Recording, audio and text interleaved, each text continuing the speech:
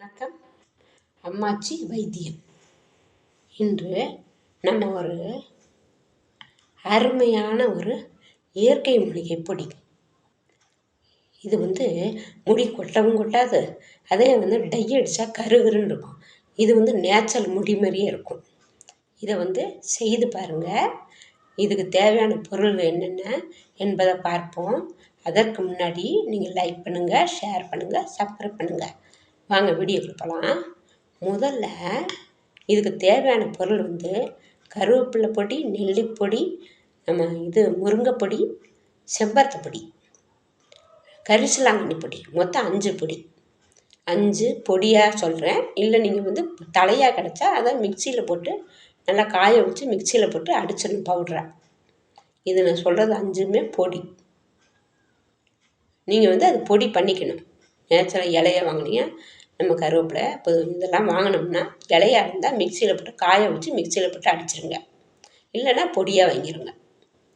இது இந்த 5 பொடியுமே இதோட பூண்டு தோல், வெங்காயத்தோல், இது ரெண்டையுமே நல்லா வறுத்துடணும். கடாய் சட்டி போட்டு நல்லா வறுத்துட்டிங்கன்னா கருகிடும். திருப்பி மிக்சியில் போட்டு பொடியாக அடிச்சிருங்க. அந்த பொடிங்களை சேர்த்து இந்த பொடியெல்லாம் அடிச்சிடுங்க. சேர்ந்து ஒன்றா போட்டு மறுபடியும் கடாயில் போட்டு எல்லாத்தையும் கறிக்கிடணும். ஃபுல்லாக கறிக்கிடணும்.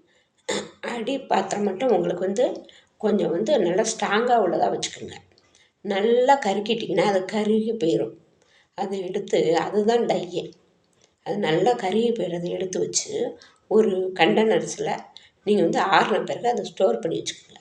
உங்களுக்கு எப்போ தேவையோ, எங்கேயோ ஃபங்க்ஷன் போகணும்னா உடனே குளிச்சுட்டு நீங்கள் என்ன பண்ணலாம், சும்மா தலையை குளிச்சுக்கலாம். குளிச்சுட்டு நீங்கள் இந்த பொடியை இந்த பவுடர், கருகின பவுடர் இருக்கு இல்லையா, இதுதான் உங்களுக்கு ஹேர் டையே.